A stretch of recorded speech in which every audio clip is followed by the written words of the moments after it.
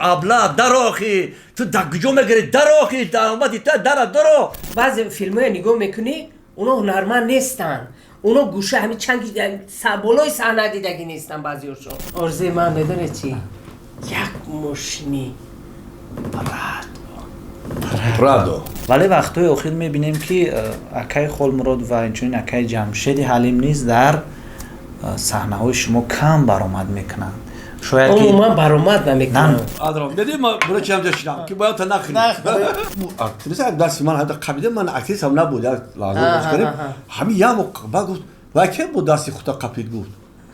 من زرد میشم دست نمیکنم باید دست قپیده доруҳои алҳадая ба намуди капсула ва равғане ки ҳатто ҳабиб нурмагомедов тавсия медиҳад ба шумо пешниҳод мекунем барои нест кардани кир баровардани ришу мӯи сар дарди меъдаю безурётӣ доғҳои сафеди пӯст ва хубтар кардани биноӣ кӯмак мекунад агар шумо хароб ҳастеду мехоҳед фарбеҳ шавед пас аз доруҳои протеин бетсия ва гейнерҳои софсавдо истифода баред доставка ба ҳама шаҳрҳои русия дар шаҳри москва ва санкт петербург офисҳои калони ин ширкат қарор доранд рақамҳо барои тамос дар рӯи экран ба ширкати софсавдо مراجعت کنیم انشاءالله دوروی صاف نگیریم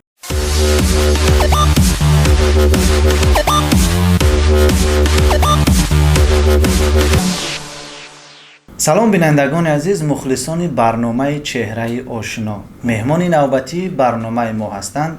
دو هنرپیشه واقعا هم شناخته و پرهنر جمهوری تاجیکستان هنرپیشه خلقی جمهوری تاجیکستان هنرپیشه تئاتر دولتی جوانان به نام استاد محمود جان واحدوف حجم‌نگار یکی از گروه‌های مشهور در کشور لحظه های گوارا نصرالدین نوردینوف و بانوی هنرمندی که با صحنه‌های جالب خود نه تنها در داخل حتی بیرون از کشور محبوبیت دارد دارنده مدال خدمت شایسته همچنین هنرپیشه تئاتر دولتی جوانان به نام استاد محمود جان واحدوف بانوی حجم‌نگار از گروه حجوی لحظه های هم گوارا و هم ناگوار گل بیبی عبدالخیر و مهمانی ما هستند خوش آمدید و برنامه چهره آشنا قبول باشید و با درخواست زیادی مخلصان هم مخلصان ایشان و هم بینندگان برنامه و مخلصان برنامه چهره آشنا این لحظه ها در برنامه ما شرکت ورزیده ایستادند و کوشش میکنیم که یک صحبت خوب و خاطرمان انجام داده باشیم همه این به خاطر شما است سرول به بینندگان برنامه ما و مخلصان خود چی تمنیات دارید؟ سربلند و خانه آباد باشند در این سال نو سال نوی آمدگی مبارک باشد به همه همدیاران سربلند باشند بی درد و بی رنج باشند همیشه خنده از لبانشون کنده نباشد انا چیز اساسی را گل بگم زد همین حاضر من یک مشاهده میکنم که نمیدونم عیبای همین کسل باشه عیبی چیزی هست که مردم همین خنده گم کرده گیره یعنی ما کوچه میریم میخندیم مردم حیران میگه چون میخنده باشد ما همین خنده را ما توی ما نمایش اسپکتاکل ما یاد کردیم ما میخوایم که تماشابین باشه مردم بیاید برای ما خونه در لبای شما دائم خنده باشد خرسند باشید و در تئاتر ما برای شما باز است خدا تئاتر رو گشوده شود شما مهمونی باشید که ما برای شما در کنیم برای کی در کنیم دیگر بله و ما کوشش میکنیم که در رفت برنامه با هزل ها و با شوخی های نمکین دو حجم نگار شناخته خاطر شما بینندگان رو بالیده گردیم خنده سوس بیشتر بله و میخواستم سوال نخستین رو از اون کرده باشم که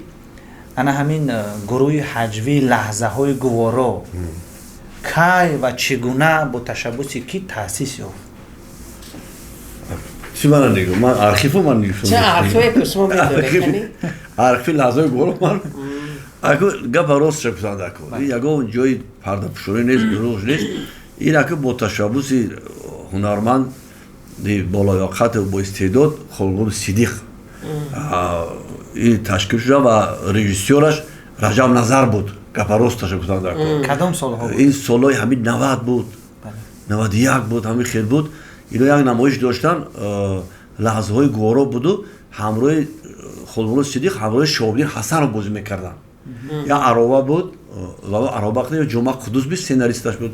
همه عرابه قدر میرفتن و باید کارخانه که باشد کمبودی هم کارخانه میگفتن خیلی حجم هم داشت من یاد نمایش بود وقتی که باید نوروی ما سر شده تاکسیون با همین نیست شد بعدی سال نمیدونم یک بعد جنگ بعد با ما اکما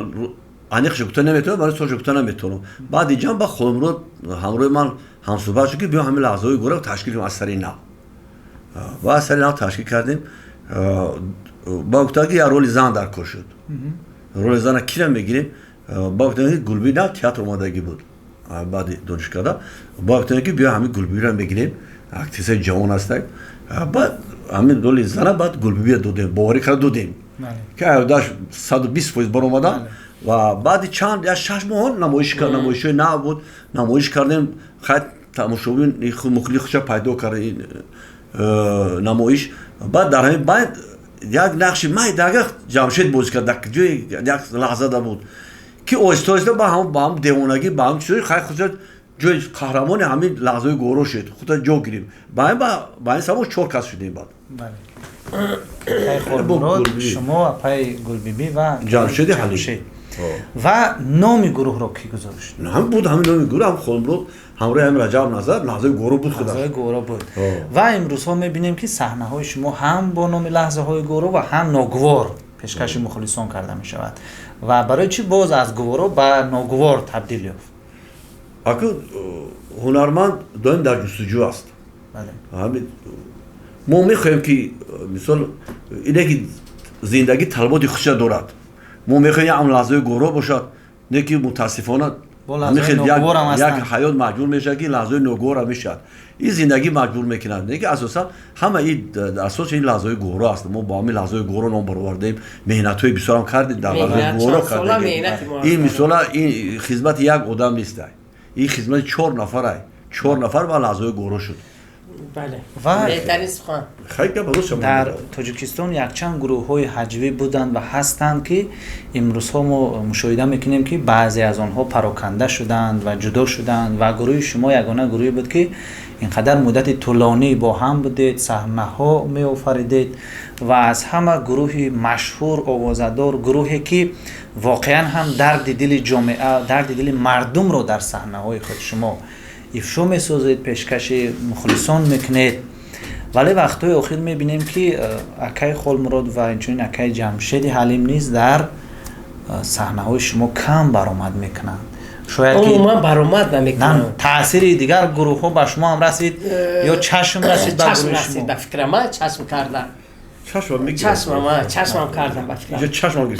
این صنعت است گفتن که این صنعت یک چیزی است که آدم همه وقت در جستجو است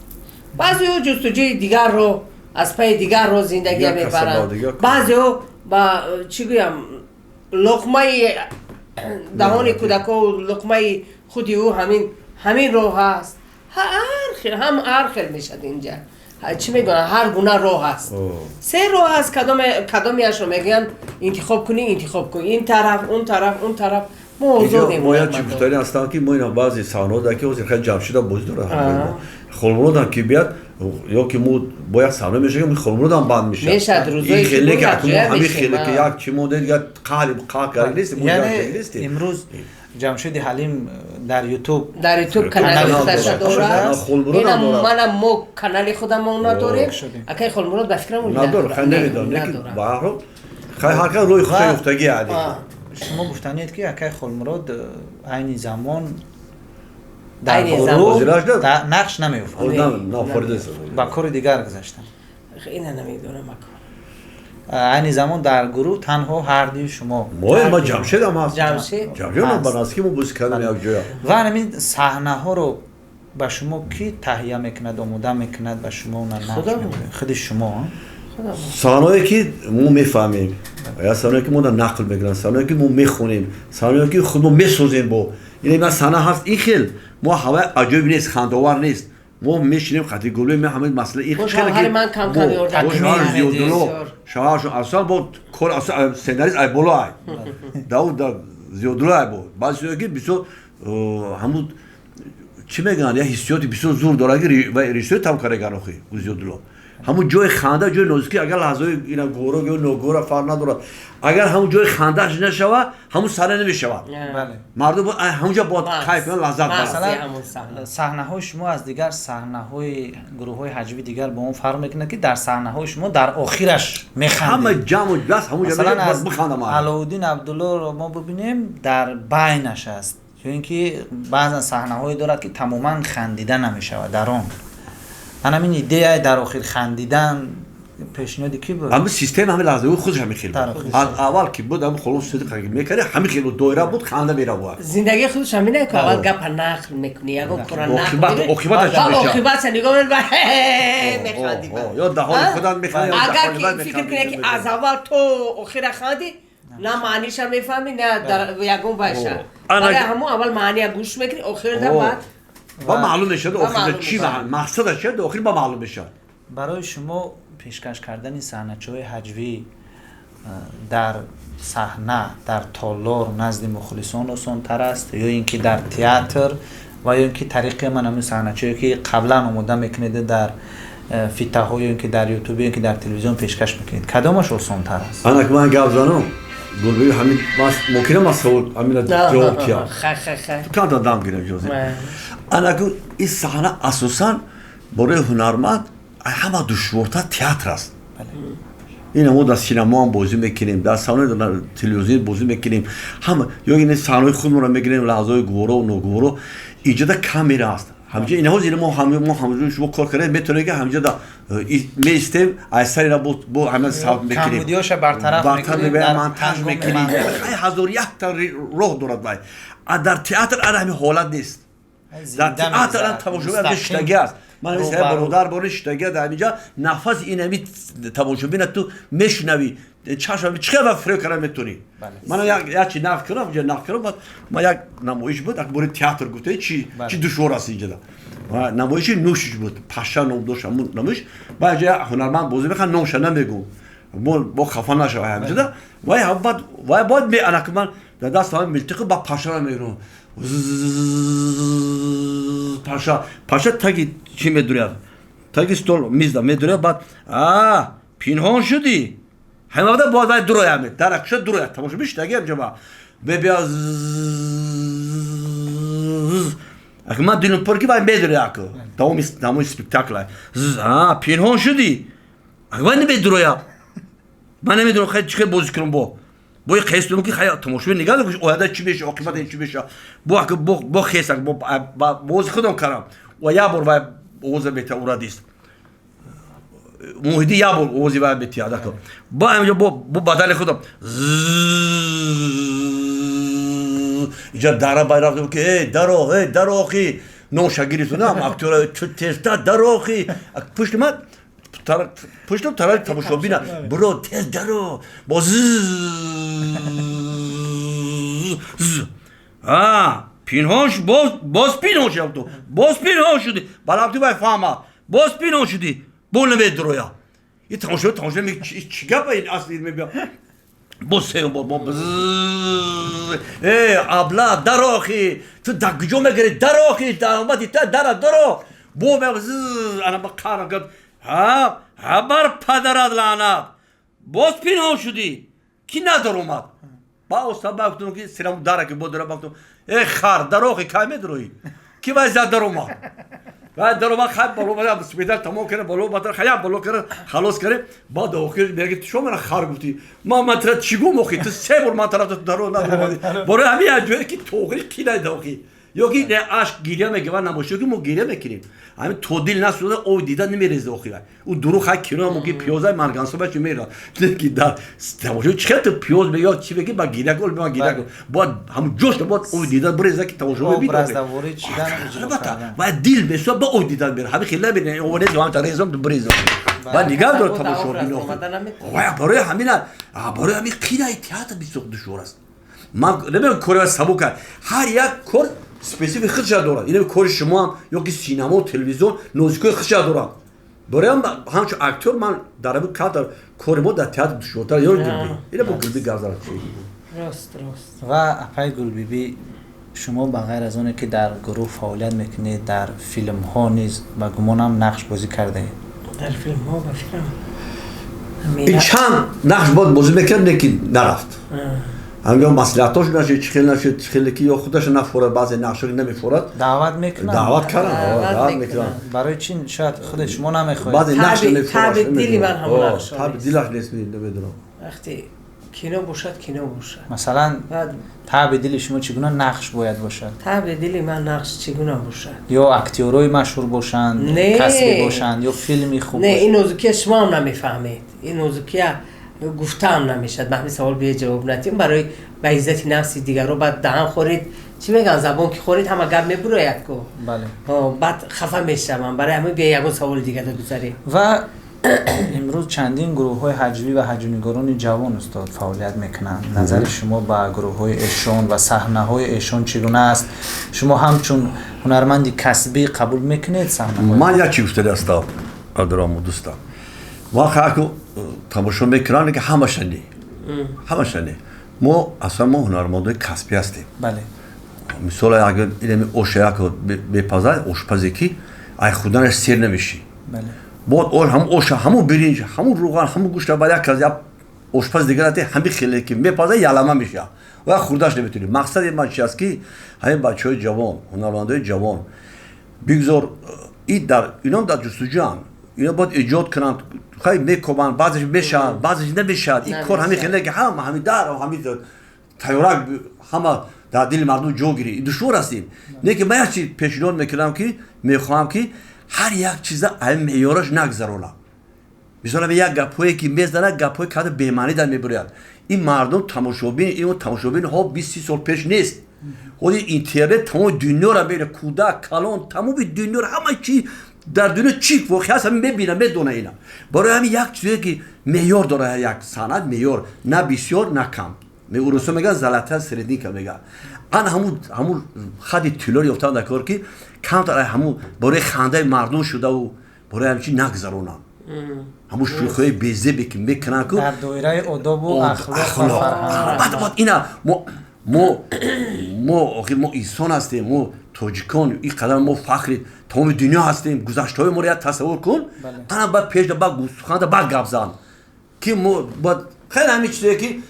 هر چی معیار دارد همین احتیاط کردن دیگه بذار ایجاد کنه موسیقیشه ها نگذرونم خیلی توصیه خوب و پیگل بیبی به اندیشه شما امروز در صحنه تاجیک من در جدای هنر به اندیشه شما برای مشهور شدن هنرمند یا هنرپیشه چی مهمتر است مبلغ کمک میکند یا سهم میگذارد یا اینکه سرپرست یا اینکه هنر و استعداد پیش از همه هنر و استعداد از چوب وقتی که چوب هست از چوب همه چی تراژدن ممکن است نه لیکن وقتی که هنرمند هنر داشته باشد استعداد داشته باشد وای هم میتواند برای وای بعد در کار میشود که هنر و استعداد است بعد میرود اینجا سپانسر میرد بعد پول میرد مبلغ بعد این چیزو اگر که هنرمندی که خالی یگان چی ندارد از وای چه گرفته میتونی؟ ولی بسیاری ها برام نظرن که با وجود آنه که هنر و مهارت بلند داشته باشی به سرپرست و به مبلغ نمیتونی هنر خود نمایشی. نه اینم هست این چیزم هست آخر وقتی دستگیری و تقدیر جبور میگن اینم در کار است نه که اساسا همه هنرمند باید هنر داشته باشد میگن که هنرمند هیچ وقت خور نمیشی هنرمند خدای تعالی قنات میتید بو این همین هنرمند هست اصیل همین قدوای مجقوش میبرونن یا نه که خوی نه خوی هم یارد های مشهور میشه چون که هنر داره مهنت میکنه باید در دیده مردم جو میگیره خوی نه خوی چون که مهنت کردن در کاره این خیلی که خواهد باشه بگو بعد کینو گفتی تو در جون من یک چه کنم نه بابا کار گلی پاسی همه بعضی فیلم های نگاه میکنی اونا هنرمند نیستن اونا گوشه همین چند بالای صحنه دیدگی نیستن بعضیشون доруҳои алҳадая ба намуди капсула ва равғане ки ҳатто ҳабиб нурмагомедов тавсия медиҳад ба шумо пешниҳод мекунем барои нест кардани кир баровардани ришу мӯи сар дарди меъдаю безурётӣ доғҳои сафеди пӯст ва хубтар кардани биноӣ кӯмак мекунад агар шумо хароб ҳастеду мехоҳед фарбеҳ шавед пас аз доруҳои протеин бетсия ва гейнерҳои соф савдо истифода баред доставка ба ҳама шаҳрҳои русия дар шаҳри москва ва санкт петербург офисҳои калони ин ширкат қарор доранд рақамҳо барои тамос дар рӯи экран ба ширкати соф савдо مراجعت کنیم انشالله دروی صاف میگیریم میبرویم بعد مردم وقتی تماشا میکنم من همچه یک تماشابین یک وای میکنم همراه همونو تماشا میکنم میگم که اینا بینه این اکتریسه چه اکتریسه ای چه خیلی بازی میکند یا چه خیلی وای میکند رفتار میکند بعد میگم مردم اینا اکتور نیستن اینا هنرمند نیستن اینا ها عقد کوچه میبیرن یا اگه ساحه دیگه اینا میبیرن اینا بازی میکنن این هنرمند این نیسته برای همه قدر هنرمند همینو پس میزنن برای هم کینو رفتن نمیفورد هم کینوی توجکی و شرم میکنی شرم میداری وقتی توی گب میزنن تو او بازی رو دیدی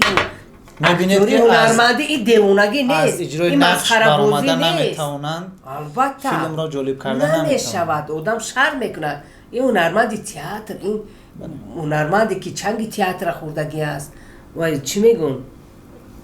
این دیگه است این دیگر وای داره این دنیای دیگر است مثلا آخرین فیلم تاجیکی که من تماشا کرده بودم در یادم است این در آرزوی پدر بود بعد از همون چی فیلمی برآمد من فیلم تاجیکی را تماشا نکردم نه هست فیلم های ناز من نصرالدین در فیلمی بعد خیلی کم افتوبوس با فکرم فیلمی بهترین برومد بعد انا وای فیلمی که ناصر سیدف خیام روز بهترین سفر هوایی اکثر فیلم ما بازی کردم بعد دیگه فیلمی که دیگه هست فیلمایی که گرفتن فیلمایی همونی که همه هاز نگاه میگن بسیاری فیلم ما کینو گرفتیم ما کینو میگیریم یا چیزا گلبی یا چیزا که همین سیستم همین کینوی ما هم چه گپ زدم رژیسور بسیار برجسته بعد جنگ 28 برمودا رفتن رژیسور هم ازبکستان بینه همون کادر از رژیسور همه دام جوش بودن آخه برای کینو پیش رفتن الان بچهای جوانی که نه رژیسوری میکنن خیلی اینا هم اکید داره هم رژیسور پرستش نمیتونه اینا اول بیزه اوسوستا نه فیلم خوب بود نازش ان شاء الله نه فیلم ما بسیار خوش است فیلم هم رژیسور با قوت هم داریم رژیسور در همین ساحه سینما بسیار پیش رفته است خود شما از هنرمندان هنرپیشه‌های تاجیک کی رو بیشتر اعتراف میکنید تماشا میکنید همچون من همون هنرمند اعتراف میکنم که و وای از خودش باوری دارد و گوید که من هنرمندم من همون رو اعتراف میکنم در صحنه وقتی هنرمند میگه که من هنرمندم اعترافش میکنم مثلا از هنرپیشه‌های تاجیک از استادان صنعت کی رو مثلا میتونید نامبر کرد که امروز سهم ایشان در رشد کینوی تاجیک در سینمای تاجیک خیلی نظر است حکی نصرالدین بهترین هنرمند بهترین پرنیار انا خدای سرشان درد نبیند بعضی وقت فکر میکنم میگم که خیرت همه حکی نصرالدین قطعی ما پرنیار هستیم حکی نصرالدین پرنیاری هستن که وقتی همه آدم آب میبرد در موج دریا آدم یا در چی میگون؟ گرداب در قطعه میزنی هم میروی در گرداب اگر از بالا بلندی باشد و گرداب باشد خواهی نخواهی در گرداب میری وقتی که در صحنه همراه حکی نصرالدین هستی همون گرداب نزدیک شدن نمیموند خیال میکنم که از گرداب هم میگذری برای چی گوید؟ میگم هنرمند ایمپرویزاسیون میگون همراه حکی نصرالدین هیچ وقت در صحنه در گرداب نمیمونی اگه یا چیده یا نوزیکیش در چه آدرم و معلم بودیم اولگا پیژوا وقتی ماسکا داشت میدن گفتگی بودن در کتوش هست که همه پارتنر برای اکتورا این بویگری است این بویگری همین اگر پارتنر زور باشد همون نمایش زور بازی بکنه بگذار در سینما باشد در تئاتر فرق ندارد اگر همون پارتنر بی‌هنر باشد تو هم بی‌هنر میشی درست بیشتر وابسته ده این کس دیگر وابسته این خیلی ما یادگار اون صحبت داریم گوش کردیم اگر ما همین نه سوال یادگار جواب ندیم گوش نکنیم و چی همین نمایشمون نمیشه برای همین این سیستم اکتوری هم همین خیلی پارتنر بیشتر وابسته دارد این خوشبختی آدم میگه پارتنر خوب دم بغلطیده و از دیگر هنرمندان این نماز چه بعد دیگه بود در تئاتر هم هست من دوباره در تئاتر پارتنر زور هم هست میذاری خیلی نمیدونم پارتنر رجب القاسم و یا گلسرا عبدالله و شودی سوله نظیرمند موسی اکتور این موپایکر با خیلی پورا یورو و همش گفتن نمیتونم پارتنر قچه حلوت ببری بازی میکنی یک بار باز زودتر باز بقتی بایا بود اکتور هست که چشم نگاه نمیکنه این بالا این پیشوی نگاه میکنه چشم نمیترسه نگاه کنه چشم نگاه کردی و ای پارتنر که رفتی بود می بحثی وای میفهمی او طرف با زور بازی میکنی و چشم نگاه نکردی بعد درست میگونی دا برای همین اکتور پارتنر بیا بویگری و در اکثر صحنه‌چه ها شما نقش زن و شوهر رو اجرا میکنید. من خیلی است خیلی با مهارت بلند من تماشا میکنم و شوهر شما یا که زن شما رشک نمیکنن هنگامی صحنه ها رو تماشا میکنن میبینن. خیلی ما دیننگینه اکتور نیستیم که گفتیم چیزا که ما چند سال شدی کسب خوندیم در این کسب 20 چند سال این کسبه ما است این نانی ما است. بعد خدا با شکر شوهری من و زنی اکای نصرالدین این چیزا میفهمن حس میکنن. ما بعد اویله من و اکای نصرالدین همه بموناد یک اکا و خواهر و وای شدگی برادر شدگی برای همون با فکرم این چیز میگوین اما اویلا هیچ وقت همین گلبه قطعی رشک نمیکنن چون همچون یک فرزند پدر برای ما مثل خواهر مونه هیچ وقت رشک نمیکنن. نه اگر عکس بگونه که بوز کنم من رشک میکنم با یک چیزی دامو با همین اکتریس دست من هدا قبیده من اکتریس هم نبود لازم بوز کنیم همین یا با گفت و که بود دستی خدا قپید گفت من زرد میشم دست نمیکنم باید دست قپیدن ما ده هم وقتی سیون کنم نه دیگر دست من قپیدن ایما باید دست منتاج کرده دست من نیست یا موقتی من گرد نزن خیلی همین خیلی بشه خیلی زن بیرش میشه نگه هم روی گل میشه وقت رشت نمیکنم بله چون مثل خواهر مونه نه که همین گپ من گفتم چشم رسیده چی؟ بسیار همین سوال اولی همین آدمو من دیدم برابر السلام علیکم خوزن خو مرد السلام علیکم و علیکم پایا سوال تیم خیلی سوال چی گتی همین شوتون رشت نمیکنه اوه خدای همین بعضی‌ها با یک روز هم خیلی واقعا شد که یک زنی که در بزرگ در یک جای یک مغازه بود که عبای میفروختن ایستادگی هم خیلی جای تنگ دارد. بعد سوال داده شوهر من که میبخشید شما من اومدم یک جای عبای گرفتیم رفتیم و بعد عبای کمی کرد اومدن گفتم میبخشید یک سوال گفت ها تا شما زنتون در رشک نمیکنه گفت گوش کنی تا رشک خیلی میکنی رشک گفت چه خیلی خوبه میکنه گفت گوش کن اینا زنه گفت که وقتی خونه ما مهمان میبیاد و اگر مغازین ده میشینن خونه ما مهمان میبیاد شوهر من نمیموند که من پیش مهمانی مردی نبرم گفت خوب شما بسیار نازنکی ما گوش کنی خواهر عزیز با شوهرتون شما یا در این مغازه میموند کار کنی گفت چی با تا نگاه که همین سهر اومدگیم نگاه دارم که جای تو همین قدر تنگه مردکم میگذارن پیش تو همه خریداری که میبین مردا است شوهر شما رشت نمیکنه میگه دیگه ندونید از شر چی گپ زند تا میبخشید میگه برای همون حالتی منم او زنک فهمد که من دم قینده بودم دشوار جواب دادم این هر کس هم وای نمیکنه. بله بینندگان عزیز یادآور میشویم شما برنامه چهره آشنا رو از کانال تاجیکان گروپ تماشا کرده استادید و مهمون ما هستند دو حجوی‌نگار دو هنرپیشه شناخته جمهوری تاجیکستان از گروه حجوی لحظه های گوارا. بار دیگر به برنامه خوش آمدید و بخش دیگری برنامه ما هست اینجا 10 سوال پیشنهاد شما کرده می شود. این دمی برنامه همین 10 سوال بود. 10 سوال شروع میکنیم از سوال اول با اکای نصرالدین. در حیات از دوستان خیانت دیده اید؟ ها کی نمیبینه؟ دیده کی ندیده است؟ هنرمند بودن یا اینکه نه هنرمندی نبودن؟ اپای گلوبی شما چی؟ من دوستان خیانت کردن به شما؟ خیانت دوستی خیانت نگه دوسته یو من آدم بیکینه و این چیزای من اهمیت نمیتیم که من در این گلبی هم جوش حال میگه جوش حال میکنه اما در دل بگیره میگردیم با این کفار دارم مش خطی با فیلم چپلو قد خیلی من از خیلی دیدی کوخی اما خیر آدرام دیدی ما برای چی هم جشنم که باید تا نخری همین خیانت کردیش با فیلم که هم نه من این چیزا چیگم با دلم نمیری و این چیزا اهمیت دادگی نیستم خیلی البته به خیانت نمیشدی یک من اهمیت نمیتیم. اکای نصرالدین چی آرزو دارید که تا حال عملی نشده باشه؟ آرزو دارم که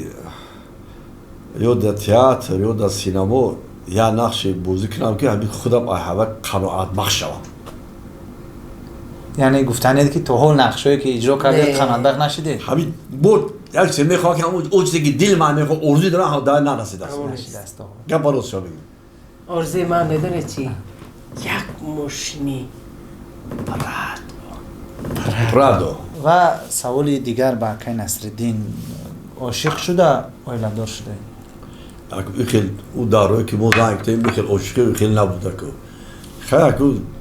عروس بعد چیلش میدیدی؟ بعد خیلی معقول شد گرفته ولی خیلی عاشقی چی نبوده از کسب انتخاب نموده خیلی پشیمون نیست؟ نه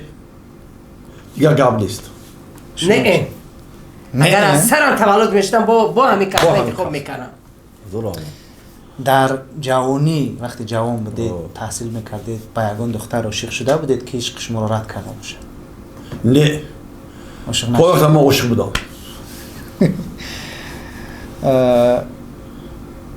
در زندگی بیشتر از چی میترسید؟ از چی میترسم؟ I found afraid دروغ شما چه پیدا؟ زندگی از همه چی میترسم از رو میترسم از مرد از همه خدا چیز میترسم از همه چیز بله رفت اگر مسافر پیر شوید نقش بازی میکنید؟ من خونه تو فیراد میکنه خلم برم چون چی؟ مسافر هم شوید نقش بازی میکنید در بازی همین لحظه اگر گورا تن و جان و صحت باشد و قوت باشد هر صحنه درمان باشد نمیکنه. نه بازی میکنه چرا نه؟ تا بازی و نمیکنه اپای گلبی شما چی کمپیر شوید؟ کمپیر شوم 80 90 گفتی اکای نصرالدین که تو همه قوت هست بازی میکنه هنرمند اگر از صحنه رود و این برای و یک دهشت است بله. برای همین تو پیر شدن تو قوت بودن بازی در می‌کنید. صحنه میمونه بازی میکنه میشه از همه نقش دوست داشته خود شما کجا در تئاتر در کینو در سینما من در کجا؟ صحنه هم تئاتر است هم در برنامه لحظه گورا باشد از همه همین نقش بسیار نقش میدگی من وقتی تورهای محبت ای قطبی کرام بود قربان خصیصه همین باور بکنی ادارم و یک بار اومدم تاس داشتم همین نقش بازی کردم تاس با نشد من بزرگی صحنه را همونجا حس کردم که همین یک گیاه بوده ایده همین شفا بخش شده اینم آن همون نقش من در دل من جا گرفته اگر طوری خودم کیف میکردم بازی من بله و پای گلبی از همه نقش دوست داشته شما که زن دیوانه در تئاتر بازی کرده بهترین صحنه به شما چی داد؟ صحنه بابا چی داد؟ همه چی صحنه ابا چی داد گفته گلبی صحنه بغیر از مخلص بغیر از مشهور شدن آبرو پیدا کردن باز چی داد؟ نام داد نام داد برای ما لباس داد همه چیزی ما صحنه است زندگی ما این همه چیزی ما لقمه فرزندی ما خواندن فرزندی ما همه از چی از همین صحبت دیگر ما یکون وای نداریم مثلا در یک آدم یک کسب فقط یا کار میگه یا شافیور یا آشپزی یا کسب یا دیقون همین هنرمند در تئاتر هزارو نقش بازی میکنی هزار شوخوبو هزار زندگی آدم رو میآموزی البته جوانبینی ترا بوی میکنن اینا واسه میشه تشکر زیاد که در برنامه ما شرکت ورزیدید. بینندگان عزیز مهمانی برنامه چهره آشنا بودند هنرمند خلقی جمهوری تاجیکستان حجم نگار گروه حجوی لحظه های گوارا نصرالدین نوردینوف و بانوی خیلی هم زیبا و هنرمندی انا همین گروه گلبیبی عبدالخیرова. بار دیگر خوش آمدید. برنامه چهره آشنا بود تقدیم شما از کانال تاجیکان گروپ. خیر تا برنامه های دیگر سلامت و موفق باشید.